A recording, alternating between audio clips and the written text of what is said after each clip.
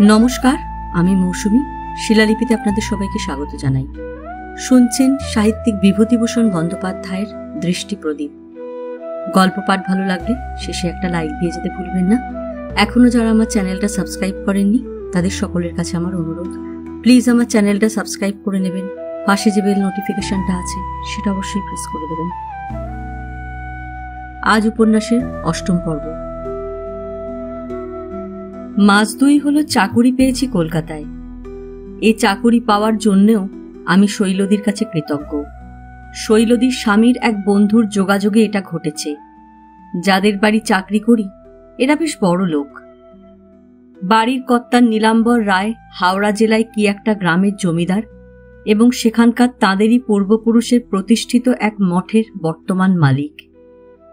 এদের মঠের অধীনে একটা ধর্ম সম্প্রদায় গড়ে উঠেছে গত ৬০-৭০ বছরে এবং এরাই সেই সম্প্রদায়ের ধর্মগুরু। বর্ধমান, বাঁকুড়া, বীরভূম এই ৩ জেলাতে এই সম্প্রদায়ের লোক যত বেশি, অন্য জেলাতে তত নয়। ওদের কাগজপত্র ও দেশের নায়েবের সঙ্গে ওদের যে চিঠিপত্র লেখালেখি হয়েছে তা থেকেই আমি এসব সংবাদ জানতে পারলাম অল্পদিনের মধ্যেই। এদের প্রধান আয় বৈশাখ মাসে মঠ বাড়ির মহোৎসব থেকে। নানা অঞ্চল থেকে শিষ্য সেবকের দল জড়ো হয়ে সেই সময় বার্ষিক প্রণামী, পূজা, মানত শোধ দেয়। তাছাড়া বিবাহ ও অন্নপ্রাশনের সময়ও মঠের গদিতে প্রত্যেক শিষ্যের কিছু প্রণামী পাঠিয়ে দেওয়া নিয়ম। নীলাম্বরবাবুর ৩ ছেলেই ঘোর শৌখিন ও উগ্র ধরনের শহুরে বাবু। বড় ছেলে অজয়বাবু ইঞ্জিনিয়ারিং পড়েছিলেন কিন্তু পাশ করেননি। মেজ ছেলে নবীনবাবু MA পাস। ছোট ছেলে অমরনাথ এখনো ছাত্র, প্রেসিডেন্সি কলেজে 3rd ইয়ারে পড়ে। অজয়বাবুর বয়স 50-এর কম নয়, কিন্তু পোশাক পরিচ্ছদে 20 বছরের ছোকরাও হার মানে তার শৌখিনতার কাছে। নবীনবাবুর বয়স 40-42, লম্বা, ফর্সা, সুপুরুষ, পেছনের ঘাড় একদম খুর দিয়ে সাদা বার করা, চোখে চশমা, প্রায় পরনে সাহেবি পোশাক থাকে। বাঙালি পোশাক পরলে পরেন হাত গিলে করা মিহি আদ্দির পাঞ্জাবি ও কোঁচানো কাঁচি ধুতি, পায়ে কালো অ্যালবার্ট জুতো। কর্তা নীলাম্বর রায়কে আমি বেশি দেখিনি। তিনি তার তাকিয়া, বালিশ, গড়গড়া, পিকদানি নিয়ে দোতলাতে থাকেন। কালে ভদ্রে তাঁর কাছে আমার যাওয়া দরকার হয়। বড় ছেলে অজয়বাবুই কাজকর্ম দেখাশোনা করেন। তার সঙ্গেই আমার পরিচয় বেশি। অজয়বাবুর লোক মন্দ নন, কিন্তু নবীনবাবু ও অমরনাথের মুখে প্রথম দিনেই একটা উগ্র দাম্ভিকতার ছাপ লক্ষ্য করলাম। আমি এ ধরনের লোকের সংস্পর্শে জীবনে এ পর্যন্ত আসিনি। কি জানি আমার কোন ব্যবহারে এরা কি দোষ ধরে ফেলেন, সেই চিন্তা আমায় সর্বদা সন্ত্রস্ত করে তুললে। ওদের বাড়ি হরিঘোষের স্ট্রিটে। বাড়িটার পূর্ব দিকে একটা ছোট গলি, কিন্তু সেই দিকেই বাড়ির সদর। হরিঘোষের স্ট্রিটে একটা রেলিং বসানো লম্বা বারান্দা, বারান্দায় উঠবার সিঁড়ি নেই সেদিকে। রাস্তার উপরের ছোট ঘরটাতেই আমার থাকবার জায়গা নির্দিষ্ট হলো।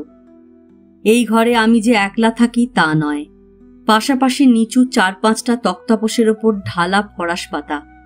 তার উপরে রাত্রে যে কত লোক শোয় তার হিসেব রাখা শক্ত।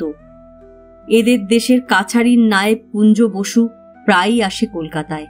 সে আমার পাশেই বিছানা পাতে। তার সঙ্গে একজন মুহুরি আসে, সে নায়েবের পাশে শোয়। বাড়ির 2জন চাকর শোয় ওদিকটাতে। ওস্তাদজি বলে একজন গানের মাস্টার বাড়ির ছেলে মেয়েদের গান ও হারমোনিয়াম বাজাতে শেখায়। সে আর তার একজন ভাইপো শোয় চাকরদের ও আমাদের মধ্যে। এতগুলো অপরিচিত লোকের সঙ্গে একসঙ্গে শোয়া কখনো অভ্যেস নেই। প্রথম দিনেই এদের গল্প গুজব, হাসি কাশি, তামাকের ধোঁয়া আমাকে অতিষ্ঠ করে তুললে। সীতার মুখ মনে করে সব অসুবিধাকে সহ্য করবার জন্য প্রস্তুত হই।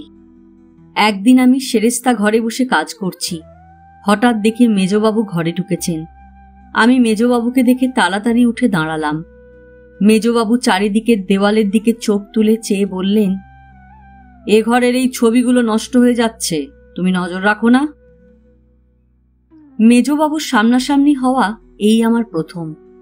আমাকে তুমি বলে সম্বোধন করতে আমি মনে আঘাত পেলাম এবং আমার ভয়ও হলো।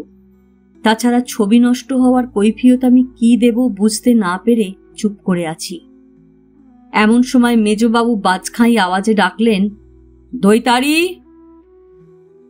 দৈতারি সেরেস্তার কালির বোতল গুনে গুনে আলমারিতে তুলছিল পাশের ঘরে। সে ঘরের পাশে বারান্দায় এসে দাঁড়িয়ে বললে, হুজুর। এই উল্লুক, তুমি দেখতে পাও না ঘরের ছবিগুলো নষ্ট হয়ে যাচ্ছে? দৈতারি ঘরের দেওয়ালের দিকে বিপন্ন মুখে চেয়ে দাঁড়িয়ে রইল। মেজবাবু হঠাৎ আমার ডেস্ক থেকে রুলটা তুলে নিয়ে তাকে হাতে পিঠে ঘা কতক বসিয়ে দিয়ে বললেন, স্টুপিড পাজি, বসে বসে শুধু মাইনে খাবে? 1 ডজন চাকর বাড়িতে মাইনে দিয়ে রাখা হয়েছে শুধু ফাঁকি দেবার জন্য?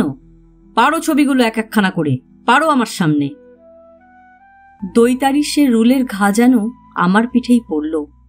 আমি ভয়ে ভয়ে দৈতারিকে ছবি পাড়তে সাহায্য করতে লাগলুম। আমি সামান্য মাইনের চাকুরি করি। মেজবাবু আমাকেও ঠেস দিয়ে কথাটা বললেন। তারপর 1/2 ঘন্টা তিনি ঘরে দাঁড়িয়ে রইলেন। আমি ও দৈতারি তাঁর সামনে সমস্ত ছবিগুলো একে একে পেরে পরিষ্কার করলাম। সাহস করে যেন মাথা তুলে চাইতে পারলাম না, যেন আমি নিজেই ছবির তদারক না করে প্রকাণ্ড অপরাধ করে ফেলেছি। সেই দিন প্রথম বুঝলাম আমার মতো সামান্য মাইনের লোকের কি খাতির আর কি মান এদের কাছে। সীতার বিয়ের একটা বন্দোবস্ত করতে পারি, তবে আবার পড়ব। ছোট বউ ঠাকুরুনের কথা এই সময় মনে হলো। শৈলদীর কথাও মনে পড়ল। কত ধরনের মানুষই আছে সংসারে। অমরনাথবাবুর বৈঠকখানা আমাদের ঘরের সামনে। খুব শৌখিন জিনিসপত্রের সাজানো এবং প্রত্যেক দিনই কোনো না কোনো শৌখিন জিনিস কেনা লেগেই আছে। সে ঘরে রোজ সন্ধ্যার পর বন্ধু বান্ধবেরা এসে গানের আড্ডা বসায়। কেউ ডুগি তবলা, কেউ হারমোনিয়াম বাজায়। গান বাজনায় অমরবাবুর খুব ঝোঁক। সেদিন 250 টাকার একটা গানের যন্ত্র রাখবার কাঁচের আলমারি কেনা হলো। তিনি কলেজের ছাত্র বটে, কিন্তু আমি পড়াশোনা করতে একদিনও দেখিনি তাকে। একদিন বেলা 10টার সময় অমরনাথবাবু ঘরে ঢুকে বললেন, ওহে, 5টা টাকা দাও তো, আছে তোমার কাছে? আমি প্রথমটা অবাক হয়ে গেলাম। আমার কাছে টাকা চাইতে এসেছেন ছোটবাবু? ব্যস্তভাবে আমার বাক্সটা খুলে টাকা বার করে সসম্ভ্রমে তাঁর হাতে দিলাম। দিন কতক কেটে গেল। আর একদিন 3টে টাকা চাইলেন। মাইনের টাকা সব এখনো পাইনি। 10টা টাকা মোটে পেয়েছিলাম, তা থেকে দিয়ে দিলুম 8 টাকা। 2-3 মাসে ছোটবাবু আমার কাছে 25 টাকা নিলেন। আমি ও আমার হাত খরচ বাদে যা কিছু বাড়তি ছিল সবই তাঁর হাতে তুলে দিলাম। একদিন দাদা চিঠি লিখলে তার বিশেষ দরকার। 15টা টাকা যেন আমি পাঠিয়ে দিই। আমার হাতে তখন মোটেই টাকা নেই। ভাবলুম ছোটবাবুর টাকাটা তো দেওয়ার কথা এতদিনে, দিচ্ছেন না কেন? বড় মানুষের ছেলে, সামান্য টাকা খুচরো কিছু কিছু করে নেওয়া সে ওর মনে নেই বোধহয়। লজ্জায় চাইতেও পারলাম না। অগত্যা 12টা টাকা আগাম পাওয়ার জন্য একটা দরখাস্ত করলুম। সেদিন আপিসে আবার বসেছেন মেজবাবু। দরখাস্ত পড়ে আমার দিকে চেয়ে বললেন, কি হবে তোমার আগাম টাকা? মেজবাবুকে আমার বড় ভয় হয়। বললুম, দাদা চেয়ে পাঠিয়েছেন, হাতে আমার কিছু নেই তাই। মেজবাবু বললেন, তুমি কতদিন সেরেস্তায় কাজ করছো? 4 মাস মোটে? না, এত কম দিনের লোককে অ্যাডভান্স দেওয়া স্টেটের নিয়ম নেই।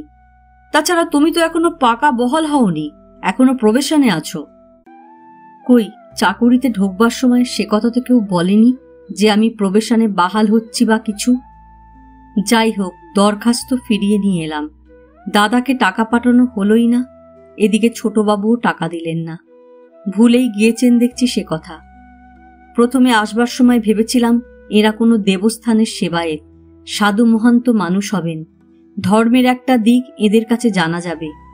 কিন্তু এরা ঘোর বিলাসী ও বিষয়ী, এখন তা বুঝছি। মেজবাবু এই 4 মাসের মধ্যে অ্যাটর্নির বাড়ি পাঠিয়েছেন আমায় যে কতদিন। কোথায় জমি নিয়ে ইমপ্রুভমেন্ট ট্রাস্টের সঙ্গে প্রকাণ্ড মোকদ্দমা চলছে। এ বাদে কুঞ্জ নায়েব তো প্রায় দেশ থেকে আপিলের কেস আনছেন। মেজবাবু মামলা মোকদ্দমা নাকি খুব ভালো বোঝেন, কুঞ্জ নায়েব সেদিন বলছিল। অপরে কি করে ধর্মানুষ্ঠান করে, তারা কি মানে, কি বিশ্বাস করে, এসব দেখে বেড়াতে আমার বড় ভালো লাগে। একদিন হাওড়া পুলের ওপারে হেঁটে অনেক দূর বেড়াতে গেলুম। এক জায়গায় একটা ছোট মন্দির, জায়গাটা পাড়াগা মতো। অনেক মেয়েরা জড়ো হয়েছে, কি পুজো হচ্ছে। আমি মন্দির দেখে সেখানে দাঁড়িয়ে গেলাম। দেবতার স্থানে পুজো অর্চনা হতে দেখলে আমার বড় কৌতূহল হয় দেখবার ও জানবার জন্যে। একটা বড় বটগাছের তলায় ছোট্ট মন্দিরটা, বটের ঝুড়ি ও শেকড়ের দৃঢ় বন্ধনে আষ্টে পৃষ্ঠে বাঁধা। মন্দিরের মধ্যে সিঁদুর মাখানো গোল গোল পাথর, ছোট একটা পেতলের মূর্তিও আছে। শুনলাম ষষ্ঠী দেবীর মূর্তি। বাড়ি থেকে মেয়েরা নৈবেদ্য সাজিয়ে এনেছে। পুরুত ঠাকুর পুজো করে সকলকে ফুল বেলপাতা নির্মাল্য দিলেন। ছেলে মেয়েদের মাথায় শান্তির জল ছিটিয়ে দিলেন। সবাই সাধ্যানুসারে কিছু কিছু দক্ষিণা দিলে পুরুত ঠাকুরকে। তারপর নিজের নিজের ছেলে মেয়েদের নিয়ে নৈবেদ্যের খালি থালা হাতে সবাই বাড়ি চলে গেল।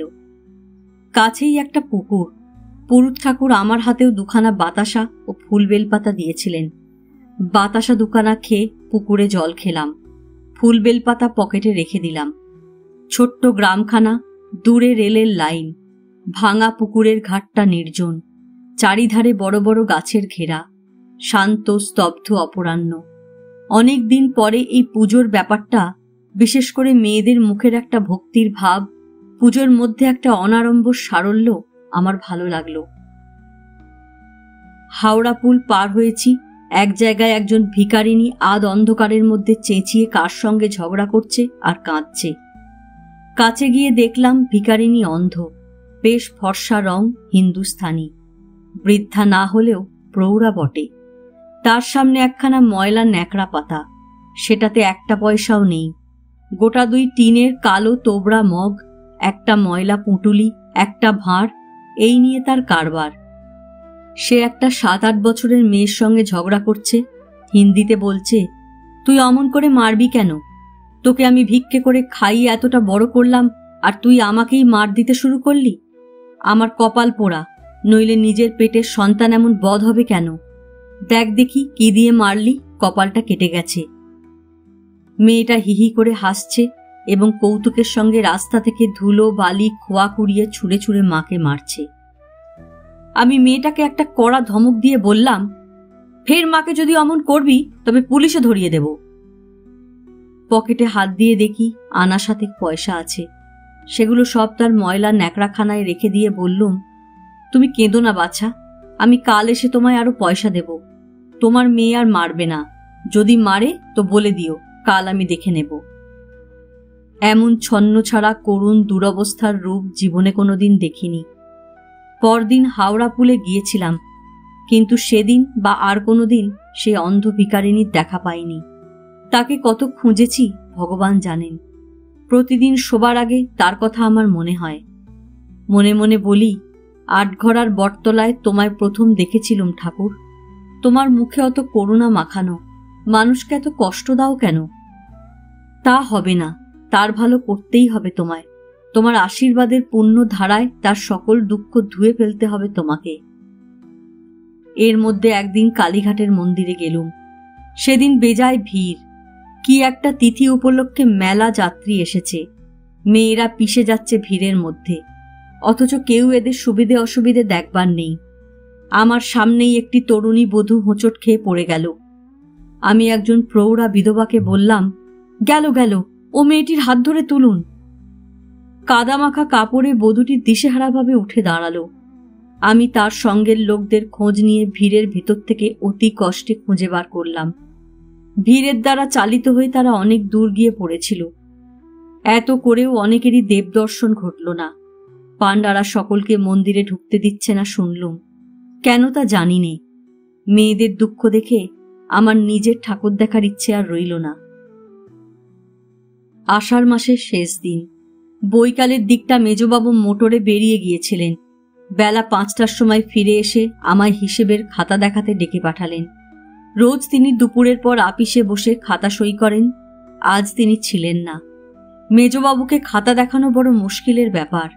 আবার মেজবাবুকে আমার একটু ভয় হয়। তার ওপরে তিনি প্রত্যেক খরচের খুঁটিনাটি কৈফিয়ত চাইবেন।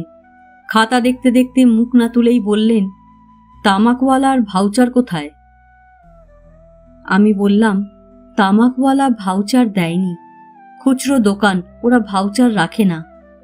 মেজবাবু ভ্রু কুঁচকে বললেন, কেন, নবীন মুহুরী তো ভাউচার আনতো।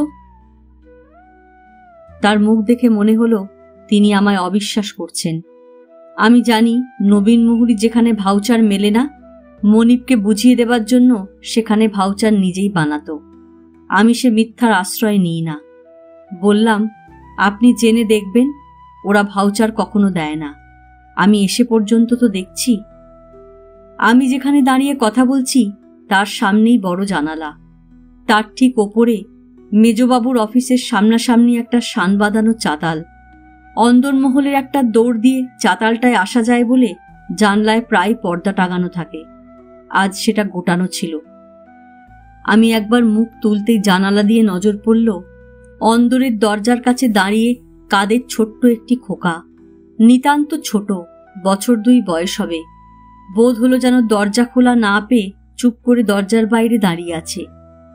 আমি ভাবছি, বেশ খোকাটি তো, কাদের খোকা? এ বাড়িতে যতদূর জানি অত ছোট ছেলে কারুর তো নেই। ও এখানে এলো কার সঙ্গে? মেজবাবু বললেন, এদিকে মন দাও, ওদিকে কি দেখছো? আমি বললাম, কাদের খোকা দাঁড়িয়ে রয়েছে ওখানে? আঙুল দিয়ে দেখিয়ে বললাম, ওই যে দাঁড়িয়ে রয়েছে চাতালের দরজায়, বাড়িতে ঢুকতে পারছে না বোধহয়। মেজবাবু সেদিকে চেয়ে বললেন, কই, কোথায় কে? ঠিক সেই সময় অন্দরের দরজা খুলে মেজবাবুর স্ত্রী বার হলেন এবং খোকাকে কোলে তুলে নিলেন। আমি চোখ নামিয়ে নিলাম। মেজবাবু বললেন, কোথায় তোমার খোকা নাকি? আমি বিস্মিত হয়ে বললাম, বারে, ওই তো উনি খোকাকে কোলে নিলেন। চোখ তুলে চাতালের দিকে চেয়ে মেজবাবুর স্ত্রীকে আর দেখতে পেলাম না। অন্দরের দরজাও বন্ধ। নিয়ে বোধহয় বাড়ির মধ্যে চলে গিয়েছেন। মেজবাবু বললেন, কে নিয়ে গেলেন? উনি মানে কি বকছো পাগলের মতো? মেজবাবু আমার দিকে কেমন এক ধরনের চেয়ে রয়েছেন দেখলাম। আমি তাঁর সে দৃষ্টির সামনে থতমত খেয়ে গেলাম। আমার মনে হলো মেজবাবু সন্দেহ করছেন আমার মাথা খারাপ আছে নাকি। সঙ্গে সঙ্গে বিস্মিত হলুম একথা ভেবে যে এই ওর স্ত্রী দরজা খুলে এলেন, খোকাকে কোলে তুলে নিলেন। এই তো এই দিন মানে, আর এই 30 হাতের মধ্যে চাতাল, এ উনি দেখতে পেলেন না কেন? পরক্ষণেই চট করে আমার সন্দেহ হলো আমার সেই পুরানো রোগের ব্যাপার এর মধ্যে কিছু আছে নাকি। এত সাধারণ ও স্বাভাবিক ঘটনার মধ্যে যে অন্য কিছু আছে বা হতে পারে, এ এতক্ষণ আমার মনেই ওঠেনি। তাহলে কোনো কথা কি বলতাম? এক্ষুনি চাকরি থেকে ছাড়িয়ে দিতে পারে। বলতেই পারে এর মাথা খারাপ, একে দিয়ে চলবে না। কিন্তু আমার বড় কৌতূহল হলো। সন্ধ্যার সময় মোহিনী ঝি আমার বারান্দার সামনে দিয়ে যাচ্ছে। তাকে জিজ্ঞেস করলুম, শোনো, আচ্ছা, বাড়িতে 1.5 বছর 2 বছরের খোকা কার আছে বলো তো? ঝি বললে, এত ছোট খোকা তো কারুর নেই। সেদিন রাত 12টায় খুব হইচই। মেজবাবুর স্ত্রীর অবস্থা সংকটাপন্ন। লোক ছুটল ডাক্তার আনতে। মেজবাবুর স্ত্রী যে অন্তঃসত্ত্বা ছিলেন বা সন্ধ্যার পর থেকে পাশ করা ধাত্রী এসে বসে আছে, এসব কথা তখন আমি শুনলাম। কারণ সবাই বলাবলি করছে। শেষ রাত্রে শুনলাম তাঁর একটি পুত্র সন্তান হয়েছে। মনে মনে বিস্মিত হলেও কারোর কাছে এ নিয়ে আর কোনো কথা বললাম না। নিজেই দেখি অথচ নিজেই বুঝি নে এসবের মানে কি। চুপচাপ থাকাই আমার পক্ষে ভালো। এ ঘটনার পরে আমার ভয় হলো আমার সেই রোগ আবার আরম্ভ হবে। ও যখন আসে তখন উপরি উপরি অনেকবার হয়, তারপর দিন কতকের জন্য আবার একেবারেই বন্ধ থাকে। এইবার বেশি করে শুরু হলে আমার চাকুরি ঘুচে যাবে। সীতার কোনো কিনারাই করতে পারবো না। মেজবাবু হিসেবের খাতা লেখার কাজ দিলেন নবীন মুহুরীকে। তার ফলে আমার কাজ বেজায় বেড়ে গেল। ঘুরে ঘুরে এদের কাজে খিদিরপুর, বরানগর, কালীঘাট করতে হয়। আর দিনের মধ্যে 17 বার দোকানে বাজারে যেতে হয় চাকরকে সঙ্গে নিয়ে। খাওয়া দাওয়ার নির্দিষ্ট সময় নেই। দিনে রাতে শুধু ছুটোছুটির কাজ। এই দোকানের হিসেব নবীন মুহুরীকে বুঝিয়ে দেওয়া একটা ঝঞ্ঝাট। রোজ সে আমাকে অপমান করে ছুতোয় নাতায়। আমার কথা বিশ্বাস করে না। চাকরকে জিজ্ঞাসা করে আড়ালে সত্যি সত্যি কি দরে জিনিসটা এনেছি। সীতার মুখ মনে করে সবই সহ্য করে থাকি। কার্তিক মাসে ওদের দেশের সেই মহোৎসব হবে। আমাদের সকলকে দেশে পাঠানো হলো। আমি অনেক আগে থেকেই শুনে আসছি। অত্যন্ত কৌতূহল ছিল দেখব ওদের সাম্প্রদায়িক ধর্মানুষ্ঠান কিরকম। গ্রামে এদের প্রকাণ্ড বাড়ি, বাগান, দিঘি, এরাই গ্রামের জমিদার। তবে বছরে এই একবার ছাড়া আর কখনো দেশে আসেন না। কুঞ্জ নায়েব বাকি 10 মাস এখানকার মালিক। একটা খুব বড় ফাঁকা মাঠে মেলা বসেছে। এখানকার দোকান পসারি বেশি। অনেকগুলো খাবারের দোকান, মাটির খেলনার দোকান, মাদুরের দোকান। একটা বড় বটগাছের তলাটা বাঁধানো, সেটাই নাকি পীঠস্থান। লোকে এসে সেইখানে পুজো দেয়। আর বটগাছটার ডালে ও ঝুড়িতে ইঁট বাঁধা ও লাল নীল ন্যাকড়া বাঁধা। লোকে মানত করার সময় ওইসব গাছের গায়ে বেঁধে রেখে যায়। মানত শোধ দেওয়ার সময় এসে খুলে দিয়ে পুজো দেয়। বটতলায় সারি সারি লোক ধর্ণা দিয়ে শুয়ে আছে। মেয়েদের ও পুরুষের ধর্ণা দেওয়ার জায়গা আলাদা আলাদা। বড়বাবু ও মেজবাবুতে মোহন্তের গদিতে বসেন। কর্তা নীলাম্বর রায় আসেননি, তাঁর শরীর সুস্থ নয়। এদের বেদির ওপরে আশেপাশে তাকিয়া ফুল দিয়ে সাজানো সামনের ঝকঝকে প্রকাণ্ড রূপোর থালাতে দিনরাত প্রণামী পড়ছে। 2টো থালা আছে, একটাতে মোহন্তের নজর আর একটাতে মানত ও পুজোর প্রণামী। নবীন মুহুরী, বেচারাম ও আমার কাজ হচ্ছে এইসব টাকা কড়ির হিসেব রাখা। এর আবার নানা রকম রেট বাঁধা আছে। যেমন 5 শিকার মানত থাকলো গদির নজর 1 টাকা, 3 টাকার মানতে 2 টাকা ইত্যাদি।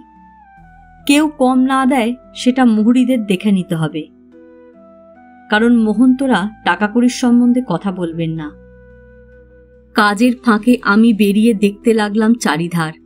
সবারই সঙ্গে মিশে এদের ধর্মমতটা ভালো করে বোঝবার আগ্রহে যাদের ভালো লাগে তাদেরই নানা কথা জিজ্ঞাসা করি। আলাপ করে তাদের জীবনটা বোঝবার চেষ্টা করি। কি অদ্ভুত ধর্মবিশ্বাস মানুষের, তাই ভেবে অবাক হয়ে যাই। কত দূর থেকে যে লোক এসেছে পোটলা পুটলি বেঁধে, ছেলে মেয়েদের সঙ্গে নিয়েও এসেছে অনেকে। এখানে থাকবার জায়গা নেই।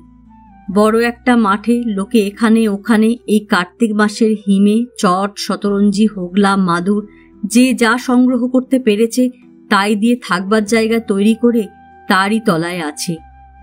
কেউ বা আছে শুধু গাছতলাতে। যে যেখানে পারে মাটি খুঁড়ে কি মাটির ঢেলা দিয়ে উনুন বানিয়ে রান্না করছে। একটা সজনে গাছতলায় এক বুড়ি রান্না করছিল। সে একাই এসেছে হুগলি জেলার কোন গাঁ থেকে। তার এক নাতি হুগলির এক উকিলের বাসার চাকর। তার ছুটি নেই। বুড়ি প্রতি বছর একা আসে। আমায় বললে, বড্ড জাগ্রত ঠাকুর গো বটতলার গোসাই। মোর মালসি গাছে ক্যাঁটাল মোটে ধরতনি, জালে পড়ে আর খসে খসে যায়। তাই বন্যু বাবার থানে ক্যাঁটাল দিয়ে আসবো।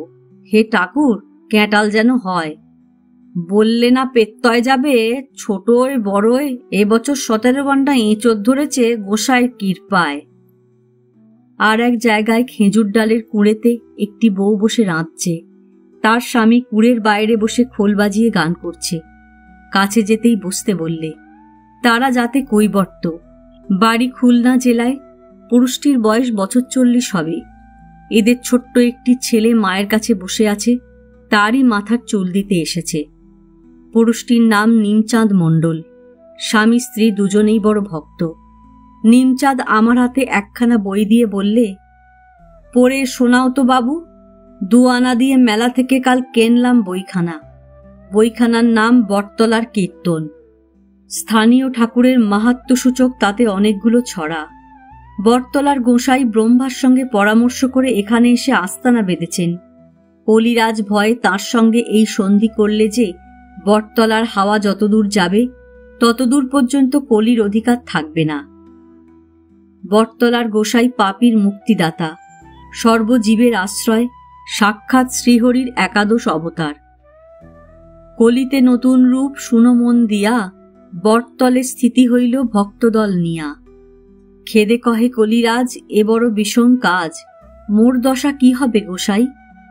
ঠাকুর কহিলা হেসে, মনে না করিহ ক্লেশে, থান ত্যাজি কোথাও না যাই। শ্রীদাম সুবল সনে হেতায় আসিব, বটমূলে বৃন্দাবন সৃষ্টি করি নিব। নিমচাঁদ শুনতে শুনতে ভক্তি গদগদ কণ্ঠে বললে, আহা আহা, বাবার কত লীলা খেলা। তার স্ত্রীও কোঁড়ের দোরগোড়ায় এসে বসে শুনছে। মানে বুঝলাম এরা নিজেরা পড়তে পারে না, বই পড়া শোনার আনন্দ এদের কাছে বড্ড নতুন। তা আবার যাঁর ওরা ভক্ত, সেই বটতলার গোসাই সম্বন্ধে বই। নিমচাঁদ বললে, আচ্ছা, বটতলার হাওয়া কতদূর যায় দা ঠাকুর? কেন বলো তো? ওই যে বলছে কলির অধিকার নেই ওর মধ্যে, তা কতদূর তাই শুধুচ্ছি। কতদূর আর, তা আধক্রোশ বড় জোর। নিমচাঁদ দীর্ঘ নিঃশ্বাস ফেলে কি ভেবে বললে, কি করব দা ঠাকুর, দেশে লাঙল গরু করে ফেলেছি, পুরো 2 জমিতে এবার বাগুন রুইয়ে রেখে এসেছি, নয়তো এ বাবার থান তো বৃন্দাবন। আপনি পড়লেন, এ সজ্ঞ ছেড়ে বিলির মোষের মতো বিলি ফিরে যাই দা ঠাকুর। কি বলিস রে তুই? সরে আয় না এদিকে। দা ঠাকুরকে লজ্জা কি, উনি তো ছেলে মানুষ। নিমচাঁদের স্ত্রী গলার সুরকে খুব সংযত ও মিষ্টি করে অপরিচিত পুরুষ মানুষের সামনে কথা বলতে গেলে মেয়েরা যেমন সুরে কথা বলে তেমনি ভাবে বললে, হ্যাঁ ঠিকই তো, বাবার চরণের তলা ছেড়ে কোথাও কি যেতে ইচ্ছে করে? নিমচাঁদ বললে, 2 মণ কোষ্টা ছিল ঘরে, তা বলি বিক্রি করে চল বাবার থানে বাবার শ্রীচরণ দর্শন করে আসি, আর অমনি গঙ্গার স্নানটাও সারব। টাকা বাবা জোগাবেন, সেজন্য ভাবিনে। ওরে শোন, কাল তুই ধন্না দিবি সকালে, আজ রাতে ভাতে জল দিয়ে রেখে দিস। জিজ্ঞেস করে জানলাম ছেলের অসুখের জন্য ধন্না দেবার ইচ্ছে আছে ওদের। নিমচাঁদের বউ বললে, বুঝলেন দা ঠাকুর, খোকার মামা ওর মুখ দেখে 3টে টাকা দিলে খোকার হাতে, তখন পয়সার বড় কষ্ট যাচ্ছে, কোষটা তখন জলে, কাচলি তো পয়সা ঘরে আসবে। তো বলি, না, এ টাকা খরচ করা যাবে না, এ রইল তোলা বাবার থানের জন্য, মোহন্ত বাবার গদিতে দিয়ে আসব। সেই দিন বিকেলে নিমচাঁদ ও তার বউ পুজো দিতে এলো গদিতে। নবীন মুহুরী তাদের কাছে রেট মতো প্রণামী ও পুজোর খরচ আদায় করলে অবিশ্বাসী। তাছাড়া নিমচাঁদের বউ নিজের হাতে সেই 3টে টাকা বড়বাবুর সামনে রূপোর থালায় রেখে দিয়ে বড়বাবুর পায়ের ধুলো নিয়ে কোলের খোকার মাথায় ও মুখে দিয়ে দিলে। তারপর সে একবার চোখ তুলে মহন্তদের দিকে চাইলে এবং এদের ঐশ্বর্যের ঘটাতেই সম্ভবত অবাক হয়ে গেল। বুদ্ধিহীন চোখে শ্রদ্ধা ও সম্ভ্রমের সঙ্গে টাকা পয়সাতে পরিপূর্ণ ঝকঝকে রূপোর থালাটার দিকে বারকতক চাইলে, রঙিন শালু ও গাঁদা ফুলের মালায় মোড়া থামগুলোর দিকে চাইলে। জীবনে এই প্রথম সে গোসাইয়ের থানে এসেছে।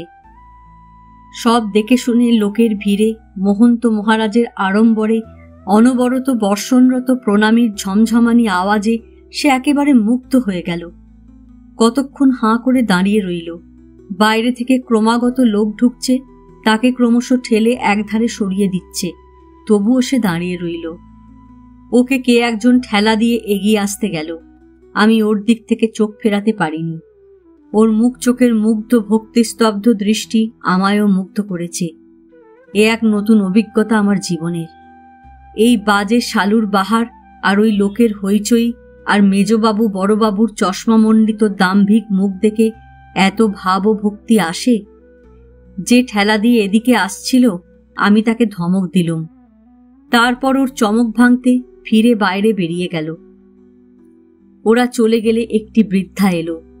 তার বয়স অনেক হয়েছে, বয়সে গলার সুর কেঁপে গিয়েছে, হাত কাঁপছে। সে তার আঁচল থেকে একটি আদুলি খুলে থালায় দিতে গেল। নবীন মুহুরী বললে, রও গো, রাখো, আদুলি কিসের? বুড়ি বললে, এই ঠাকুরের মান উৎসদের পেন্নামি। নবীন মুহুরী বললে, 5 শিকের কমে ভোগের পুজো নেই, 5 শিকিতে 1 টাকা গদির নজর। বুড়ি শুনতে পায় না, বললে, কত? নবীন আঙুল দেখিয়ে চেঁচিয়ে বললে, 1 টাকা। বুড়ি বললে, আর নেই, মাদুর কিনেলাম 6 আনার। আর? নবীন মুহুরী আধুলি ফেরত দিয়ে বললে, নিয়ে যাও, হবে না, আর 8 আনা নিয়ে এসো। বড়বাবু একটা কথাও বললেন না। বুড়ি কাঁপতে কাঁপতে ফিরে গেল এবং ঘণ্টাখানেক পর সিকিতে দুয়ানিতে পয়সাতে 1 টাকা নিয়ে এসে প্রণামীর থালায় রাখলে। ওরা চলে গেলে আমার মনে হলো এই সরল পরম বিশ্বাসী পল্লীবধূ, এই বৃদ্ধা ওদের কষ্টার্জিত অর্থ কাকে দিয়ে গেল? মেজবাবুকে, বড়বাবুকে? এই এত লোক এখানে এসেছে, এরা সবাই চাষি, গরিব গৃহস্থ। কি বিশ্বাস এখানে এসেছে জানি নে, কিন্তু অম্লান বদনে খুশির সঙ্গে এদের টাকা দিয়ে যাচ্ছে কেন? এই টাকায় কলকাতায় ওদের স্ত্রীরা গহনা পরবেন, মোটর চড়বেন, থিয়েটার দেখবেন, ওরা মামলা করবেন, বড় মানুষই সাহেবিয়ানা করবেন, ছোটবাবু বন্ধু বান্ধব নিয়ে গান বাজনার মজলিসে চপ কাটলেট ওড়াবেন সেই জন্যে? পরদিন সকালে দেখলাম নিমচাঁদের স্ত্রী পুকুরে স্নান করে সারা পথ সাষ্টাঙ্গ প্রণাম করতে করতে ধুলো কাদামাখা গায়ে বটতলায় ধর্ণা দিতে চলেছে, আর নিমচাঁদ ছেলে কোলে নিয়ে ছলছল চোখে তার পাশে পাশে চলেছে। সেই দিন রাত্রে শুনলাম মেলায় কলেরা দেখা দিয়েছে। পরদিন দুপুরবেলায় দেখি বটতলার সামনে মাঠটা প্রায় ফাঁকা হয়ে গিয়েছে, অনেকেই পালিয়েছে। নিমচাঁদের কুড়েঘরের কাছে এসে দেখি নিমচাঁদের স্ত্রী বসে, আমায় দেখে কেঁদে উঠল। নিমচাঁদের কলেরা হয়েছে কাল রাত্রে। মেলায় যারা তদারক করে তারা ওকে কোথায় নাকি নিয়ে যেতে চেয়েছে, মাঠের ওদিকে কোথায়। আমি ঘরে ঢুকে দেখি নিমচাঁদ ছটফট করছে, খুব ঘামছে। নিমচাঁদের স্ত্রী কেঁদে বললে, কি করি দাদা ঠাকুর, হাতে শুধু আর যাবার ভাড়াটা আছে, কি করি কোথা থেকে? মেজবাবুকে কথাটা বললাম গিয়ে। তিনি বললেন, লোক পাঠিয়ে দিচ্ছি, ওকে সিগ্রিগেশন ক্যাম্পে নিয়ে যাও, মেলার ডাক্তার আছে, সে দেখবে। নিমচাঁদের বইয়ের কি কান্না ওকে নিয়ে যাবার সময়।